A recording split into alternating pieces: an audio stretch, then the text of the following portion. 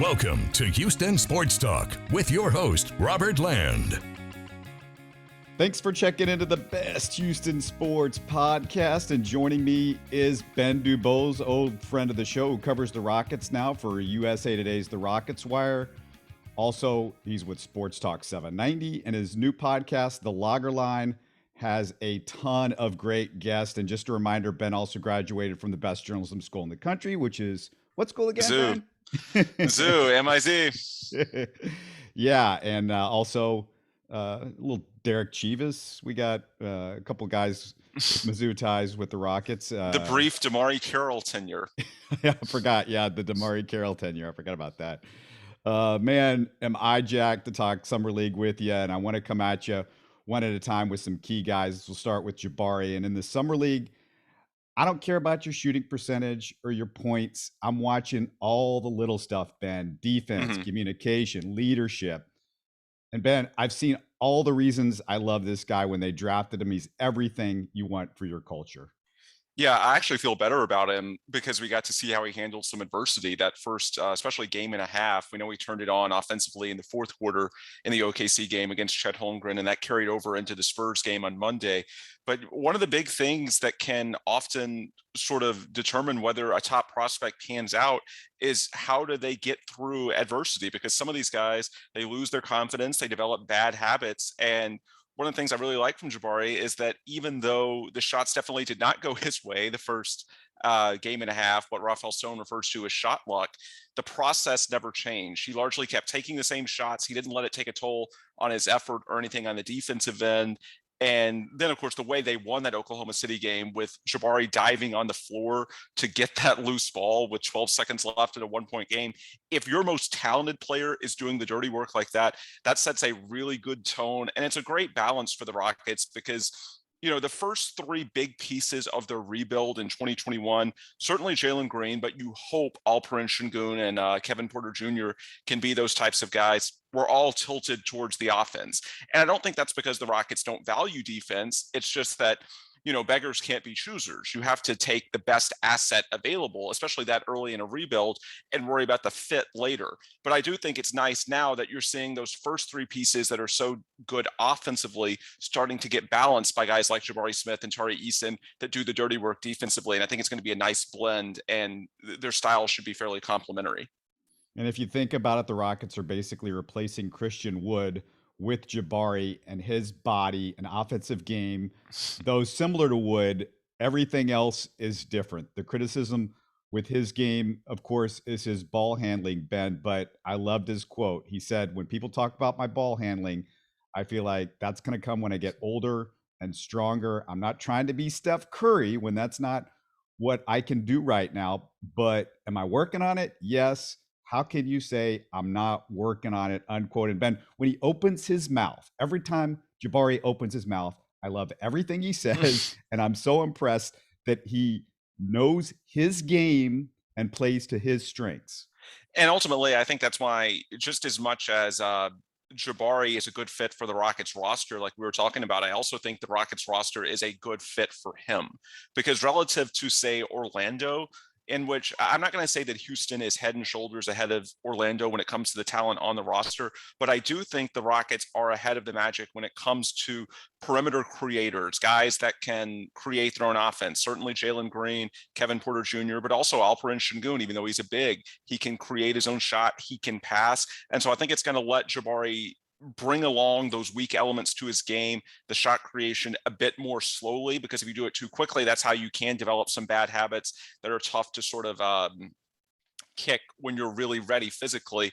And you can, you know, the analogy that I'll draw, I know this is lofty praise, but look at how the Spurs developed Kawhi Leonard. When Kawhi Leonard came into the league in the mid-2010s, his handle was not strong. He was not a shot creator. He did a lot of these other things that we're talking about with Jabari, but because the Spurs had this Hall of Fame class intact, it was something that Kawhi could just gradually bring out over the years. Now, I'm certainly not comparing the Rockets with Jalen Green and Kevin Porter Jr. to the championship Spurs of 2014. Let's not go crazy.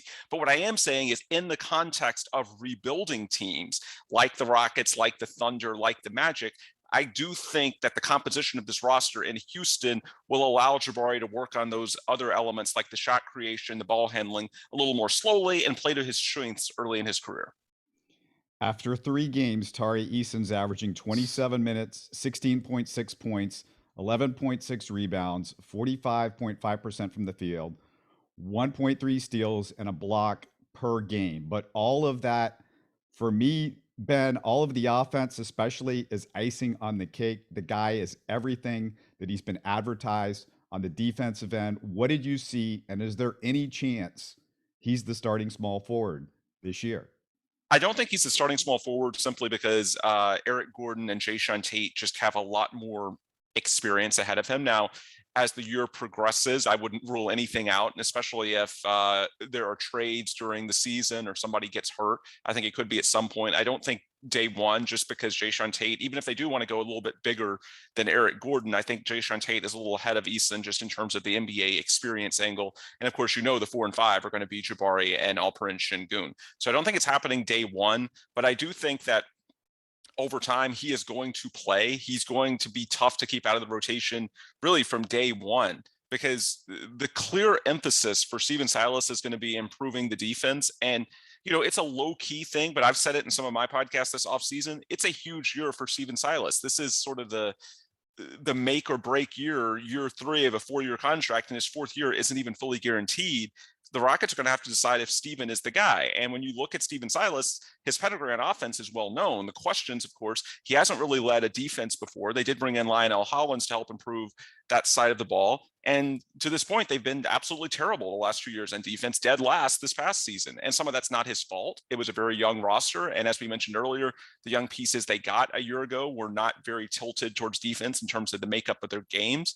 But yeah, there's going to be a clear emphasis, I think, even in a rebuilding season. Stephen Silas wants to show that he's the guy long-term. He's going to do everything he can to maximize that defense. And it's hard not to see Tari Eason maximizing their defense, not just in terms of his versatility and his strength, the massive hands, but I think just in terms of the tone that he sets. That's something that's true with Tari. It's true with Jabari. Some of the bad habits that we've seen from time to time with some of those other young Rockets players, it's really tough to be on the floor and not doing the little things when you see Jabari and Tari setting that tone, those types of culture guys. It's one thing when Jae'Sean Tate is the only guy doing it and he's, a role player in his 1st or 2nd year. When you have 2 first-round picks, including the 3rd overall, and you're talking 2-3 players in the court at all times that are that dialed in and focused defensively, it makes it all the more glaring to these other guys when those lapses occur. And it makes it, in my opinion, less likely those lapses are going to occur simply because they're going to stand out a lot more. So I don't see a scenario, barring injury, where Eason jumps Tate day one, but I do see scenarios where he plays a lot, because I do think his tone is absolutely essential to what Stephen Silas is going to want to prove over this coming season. Let me ask you, and I'm going to get to the point guards in summer league in a second, but based on what you're talking about and who the starter is going to be, personally, and I don't know how you feel about this, I'm not big on Eric Gordon starting if he's still on the team come the fall, because Eric Gordon is so inconsistently in the lineup with him not being able to play back-to-backs. And he's not a long-term guy. He could be traded at the deadline. For the consistency and the future of the team, you might want some guys developing chemistry that are going to be on the team long-term as a starter. I understand his ability to stretch the floor, but that's my feeling on Eric Gordon. Tate can't stretch the floor, and I feel like Garuba, who's had a very difficult time even staying in the mix here, I think he's not in the mix as the big coming off the bench. And I feel like Tate's best position is at like a 4 or 5 coming off the bench, and that's where you can utilize him the best. I just see it's a very good possibility because Eason can stretch the floor, and with Şengün out there to start the game and not being able to stretch the floor, and we heard Silas say that he's going to have him start with Jabari Smith, basically is what he said during Summer League when they interviewed him during the game.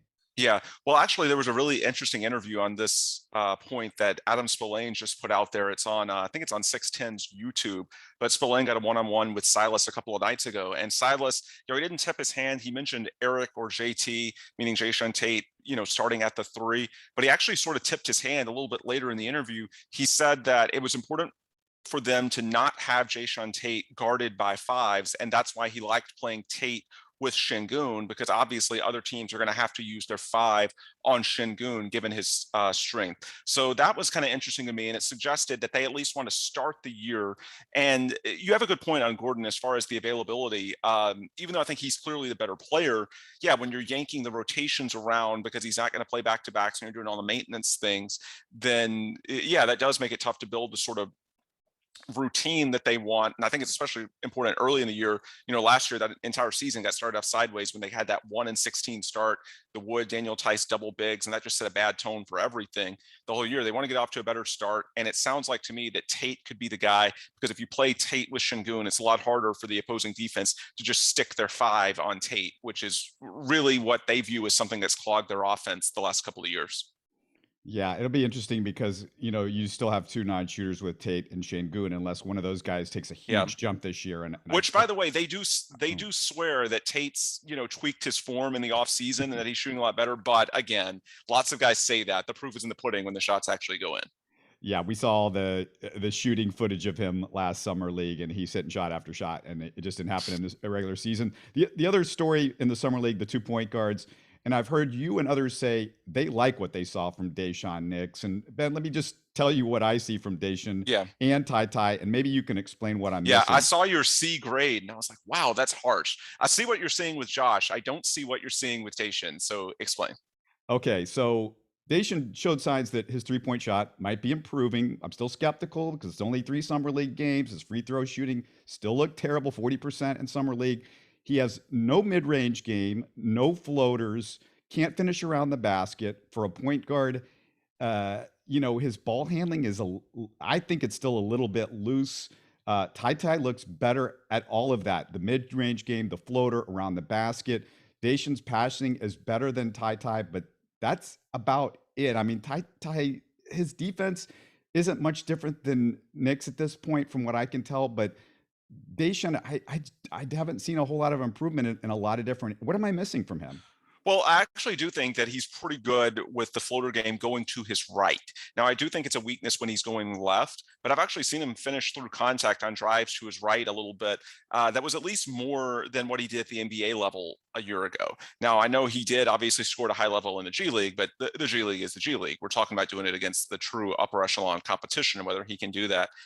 For me, I see Daishen as a really good fit at the NBA level with the structure of the Rockets, because they should have the floor spacing. And he's a guy who I think with his penetration ability, again, the one criticism, I do think that going left is sort of his weaker side. And so, he's going to have to adjust counters to when guys tilt that way. But I do think that here's his awareness, his ability to sort of pass at all angles. We've seen a few times him basically probing the old school TJ Ford angle, if you will, of just going, baseline and kicking it out and having the cross court vision.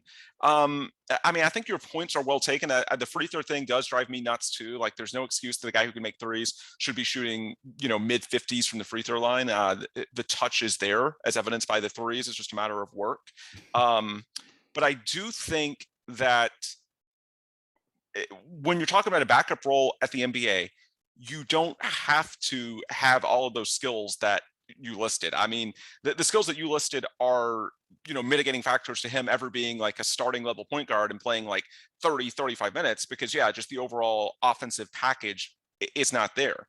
But in terms of a reserve point guard, that's a nice change up from Kevin Porter Jr., because the one thing that you don't know about Kevin Porter Jr. is how good of a facilitator he is for the team as a whole. Is he going to be able to get everybody else involved? I think Nix is a perfectly capable floor general. And so I guess the reason that I would give him a higher grade, for me, it's within a certain context. It's within the idea of, hey, here's someone that you can trust for 15 minutes a night to go out and run a functional NBA offense, to get the ball to the right guys in the right spots. I don't think he has a ton of upside for the reasons that you listed. I don't really see like the explosive scoring potential. And in today's NBA, that's something that's more important than ever in the backcourt.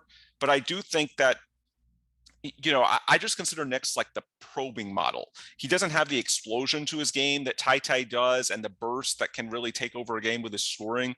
But I do think there's a role, especially for a young team looking for sort of backcourt stability. you can use him in limited doses. That's the way I'd put it. Yeah, I guess I'm just comparing because this is all we were doing right now is who would you put over who and TyTy, his all the offensive game with TyTy is just much more there than I think than Daishen. Daishen's passing obviously a little bit better, but TyTy's passing shouldn't be underrated because he really didn't get to play point guard at Kentucky, Well, and he had a 17 assist game when he did get to play point guard at well, Kentucky. he can, but I think it's not just about the passing skill. It's also about the things I appreciate about Daishen is the feel he has for the offense. Like you'll look and, I called it out during the Spurs game, but that pick and pop he had with Jabari Smith near the end of the first half where he hit Jabari at the top for that three. It's not just that he made the pass and put it in the shooter's pocket.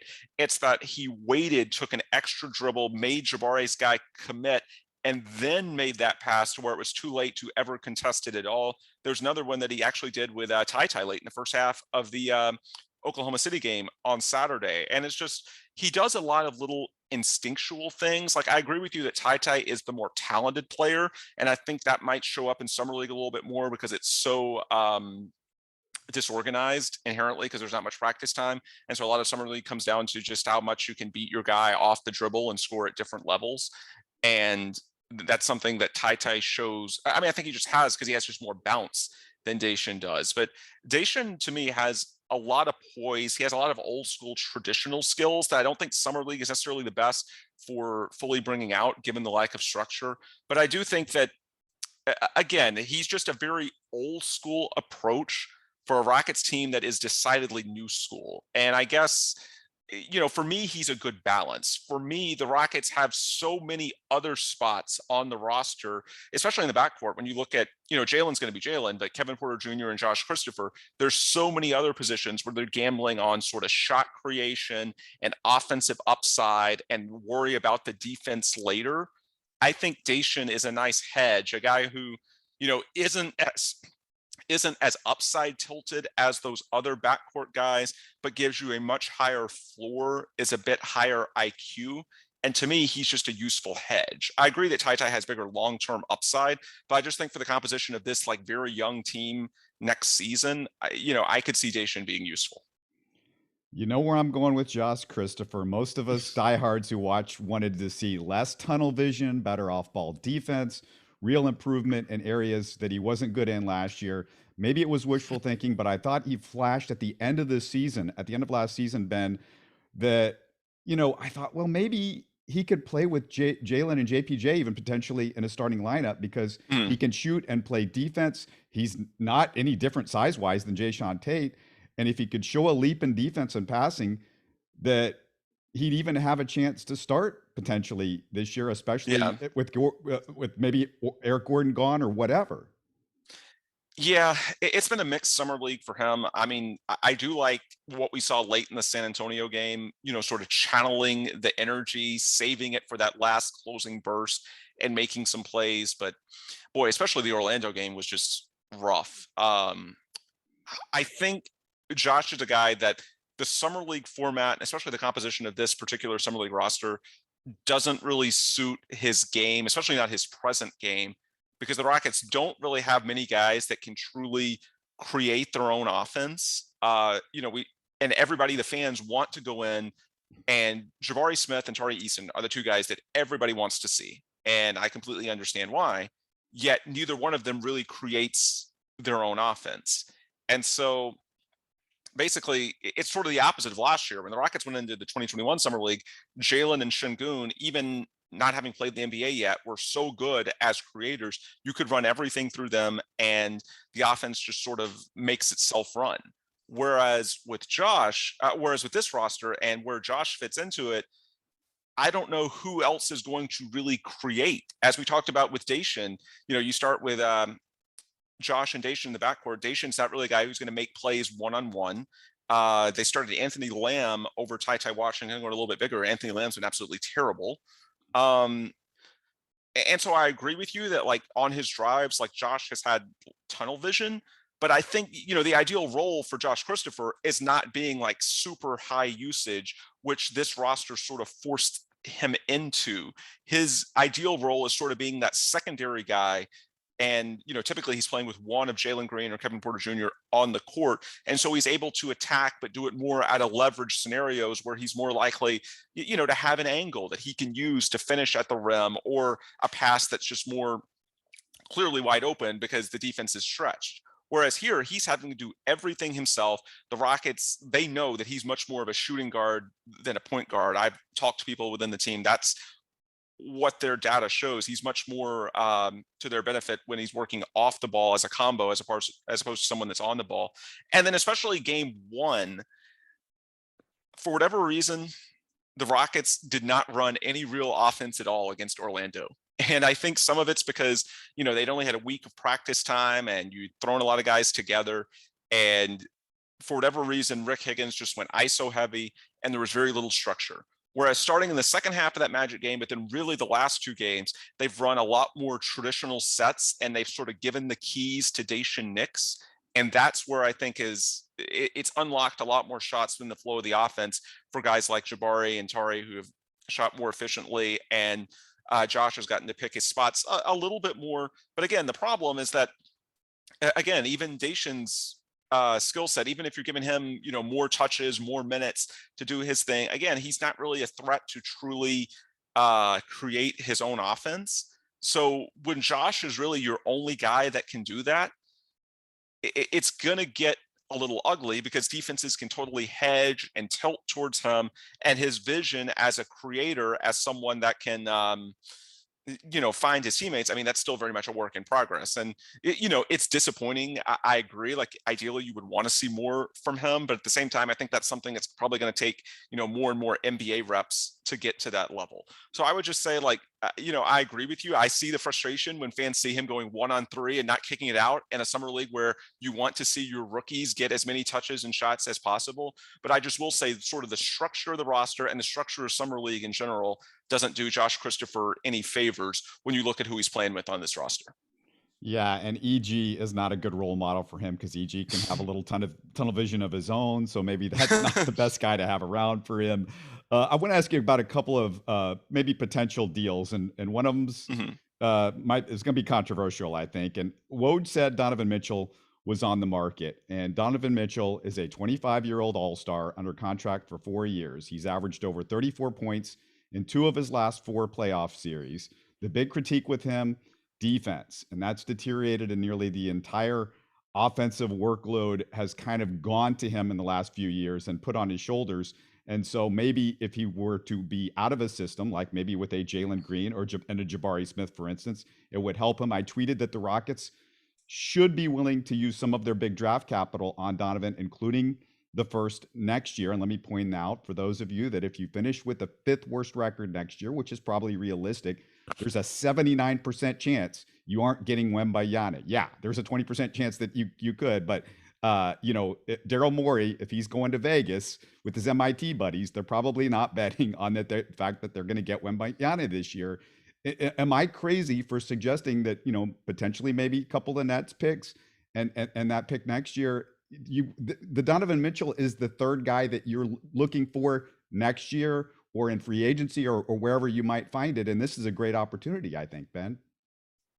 I would have some interest. I would not include the 2023 Houston pick because even though you're right about the lottery odds, I just think in the NBA, it's so tough to win a title. You have to think upside. And even if the odds are fairly minimal, if you have that type of shot at a truly elite guy, even if it's not Victor, even if it's like a Scoot Henderson type, the top of that draft is really, really strong. That's just one of those, high upside swings that you need to keep.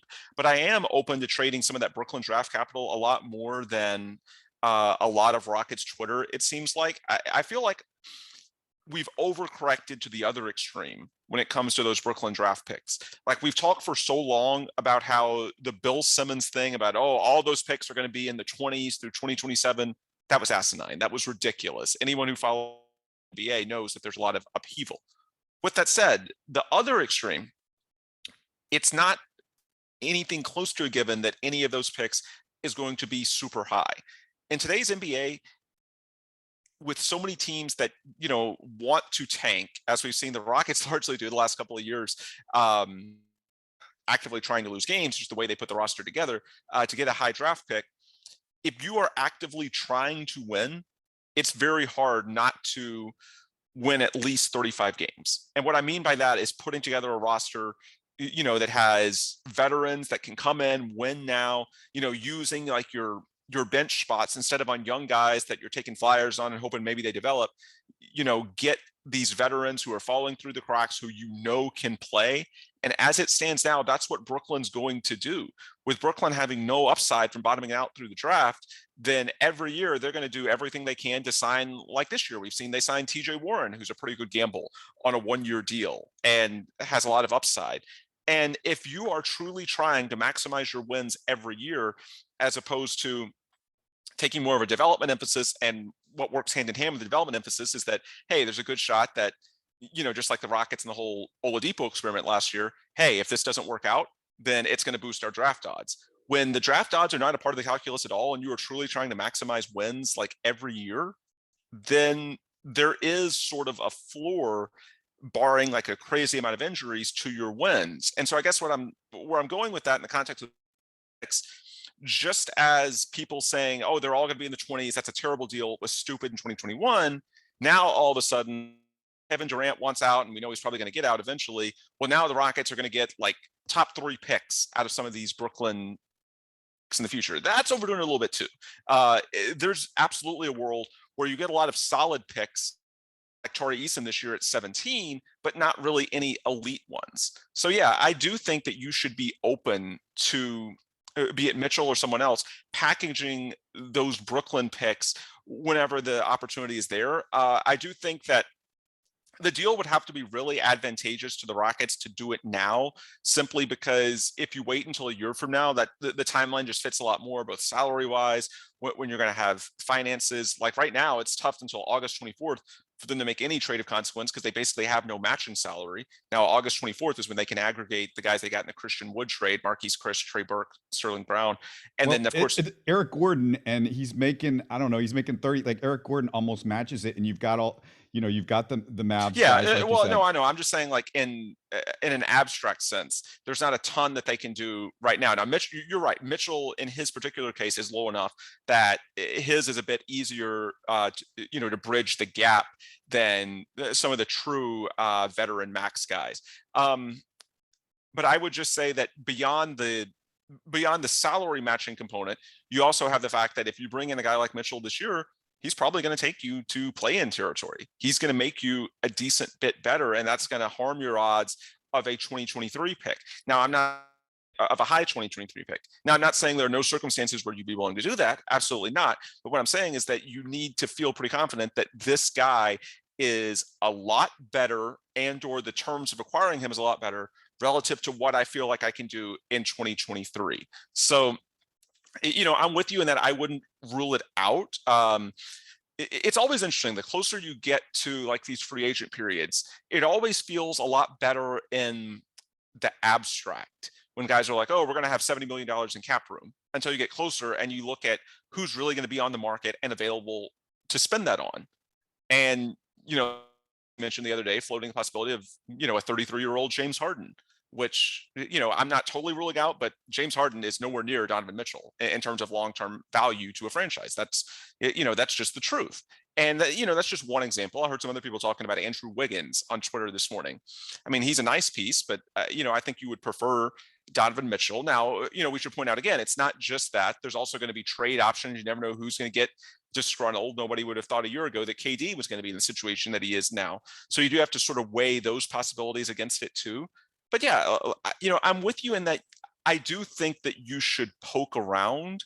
I would just say that Mitchell, I don't think he's a transcendent talent.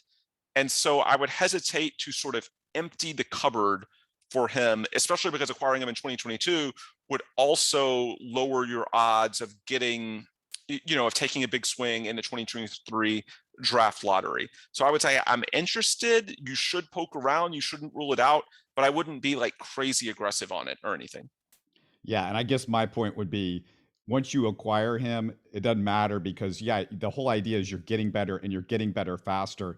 And I think somehow Rockets fans think, okay, next year we're going to get Wembanyama, and then we're going to get this big free agent, Yeah. and LeBron James type free agent's going to come in, and all of a sudden we're going to be a championship material next Yeah. year. And the longer you wait, the harder it is to get out of this. And what free agent's going to want to come to a team that's been one of the worst teams in the NBA for 3 straight seasons? Yeah, I'm with you. A lot of people are too focused on everything lining up perfectly, and that's just not the way it typically works in the NBA. Like as you said, like being the worst team in the league and getting, maximizing your lottery odds. Yeah, that's not going to make you that attractive to other veteran free agents around the league who typically want to win now. So it's a balance of these things, and that's what I said. Just looking at, can you get involved as like a third team facilitator in the KD talks, and perhaps get a guy like Mikal Bridges? I would be open to that scenario as well. The idea that everyone on Twitter wants the timing to work out perfectly, and we all know that next summer is when they're going to be trying to build if not a contending roster, a roster that's going to try to win, because you don't want, starting in 2024, bad. You don't want to be bad and just send the draft picks to OKC anyway because of the Russ trade. You want to be able to win. So I'm with you on the general principle. I would just say you have to weigh Mitchell against the other possibilities that are out there. But yes, you should be open this offseason, next deadline. You shouldn't let your pursuit of a perfect linear timetable keep you from jumping on an opportunity that's now, because the odds of everything lining up perfectly, the odds are that's just going to be difficult to pull off. And frankly, the odds that everything goes perfectly for the Rockets next year in the lottery are really bad, because they've gotten extremely lucky the last 2. People don't understand, if you flipped a coin, they would have lost, not gotten in the top 2 or 3, because they were nowhere near 50% of even. You'd have Trey Mann instead of Jalen Green. Yeah, I mean, it could have easily gone the other way for them twice, and they've just gotten really lucky. So you want to keep flipping the coin, and you think it's still going to come in your favor, whether it's Sigma Jal with the Astros, the genius guy that used to be a dealer in Vegas, or Daryl. They would all tell you, getting this lucky, and the odds are take the All-Star if you can get him for sure.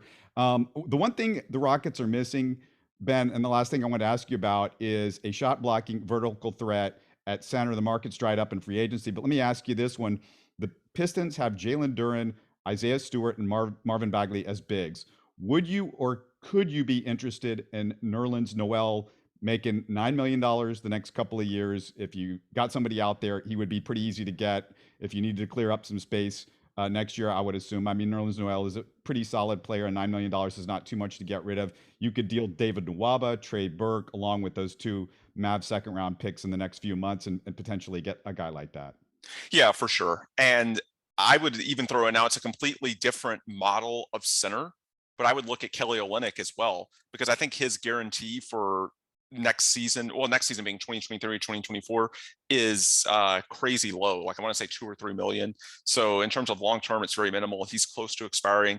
And so, yeah, I'm looking at the Detroit big situation between Noel and Olynyk. I'd be interested, different skill sets, but in one of those guys, because in general, you do need more certainty behind Şengün. Like, my biggest pet peeve, I do believe in Şengün's talent. I'm excited to see him, but there's a lot of Rockets fans that are extrapolating way too much. Look at the fouling issues he had last year against backups. Now you're going to be asking him to defend starters. Like, that's a part of some of these like bench equations that a lot of people on Twitter don't seem to get. You can't just extrapolate what a guy does in a bench role going up against predominantly second teamers, and then what's going to happen when he's going up against the likes of, this is an extreme example, but the top of the line, Nikola Jokic and Joel Embiid in the middle. You have to I agree with starting Şengün simply because you need to see what you have there, and I think it's advantageous to his development. But I also think you need more of a hedge, because I think there's more uncertainty. I just feel like a lot of Rockets fans think that you can just pencil him as a starter and play him 30, 35 minutes a night and everything's going to work. Whereas last year, he averaged like 5.2 fouls per 36 minutes going against backups. Now you're going to be absolutely against starters. So yes, it is something that, I know that the leak is that, of course, they're looking not to take on long-term money. So we hear them looking at, these bargain basement signings that are out there, or young guys, even like the Ara Coleman types that are on the summer league team. But I'm with you. They should be looking around for something that's a little more proven, a little more veteran, because that's more of a question mark. And as you said earlier, I don't think that at this point you'd be silly to give it and say Usman Garuba, small ball 5, he's going to be the guy. Garuba's had a tough enough time just staying on the floor, period, and get out there in summer league. So I do think that's an important position to find a way to hedge if you can. Yeah, and the other thing I would say is that's why I kind of like Tate coming off at the 4 or 5, because I would rather have KJ Martin play the 3. I trust him more playing outside and a more spread idea. And Tate, I think, can play the 4 or 5. If Şengün gets in trouble, you move Jabari, I think, and bench units could play against 5s with his length. And to me, that's why it makes so much more sense, because you've got somebody like a KJ Martin and a Jae'Sean Tate that can be more of a 4, and so that's why I would prefer them to be coming off the bench. I guess I don't know. Maybe I'm crazy, but that's the way I look at it. And I love Jae'Sean Tate as a bench guy. I love him there. I don't love him in the starting lineup. Yeah, I mean, it's a fair concern. At least he's had 2 seasons of relatively high usage, and he's shooting 31% from 3. And it's really tough to have 2 non-shooters in the starting lineup. I think their perspective is that this is a year that you're still largely gathering data. And so I don't think they want to foreclose the possibility of Tate taking a jump with his 3-point shooting into the mid-30s. Or, Şengün actually looked pretty capable starting the year from 3-point range, and then it just dramatically tailed off as the year moved along. So I think they look at this as a year they can get more data, a bigger sample, and see if some of these things they talk about in the offseason actually do translate in terms of the work on their mechanics and everything else. But I agree with you long term. It's fair to have that concern. I just think they're sort of looking at this as a year to get a bit more data. Everybody knows about what you're doing on USA Today, I think. Tell people a little bit about the podcast. Give us a minute on that. Oh, sure. Yeah, the Lager Line, you can find it at your distributor of choice. Just search for the Lager Line. It's an offshoot of Clutch City Lager from Karbach Brewing, the primary sponsor. And yeah, just generally the idea. I've wanted to get back in the podcasting game a little bit. I just obviously did not want to do a daily show like I did with Locked On Rockets. That's just way labor intensive, and the video too. I just wanted something from time to time that would give me an outlet to sort of interview guys, be it from the organization, other media members, just basically an opportunity for me to ask my own questions, pick their brains, and on my own timetable. And Karbach's been nice enough to sponsor it, so I'm going to run with it basically as long as we can. And we started off with a lot of media members from the org. Members of the org itself, we had Gretchen Shearer. We started with Craig Ackerman, Kaylee Griffin, their media members.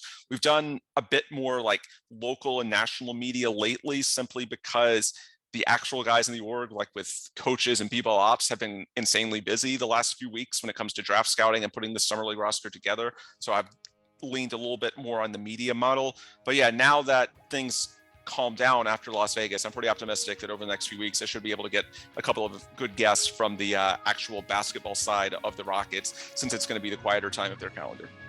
As always, man, thanks for coming on. Really appreciate you doing the show with us. Absolutely. Happy to. You're listening to Houston Sports Talk. Don't forget to follow Houston Sports Talk on Facebook and Twitter. Subscribe to us on iTunes, Spotify, the Google Podcast app, or the Stitcher app. You can support us by giving us a 5-star review on iTunes or by telling your friends about us. Spread the word, everybody. Thanks for listening.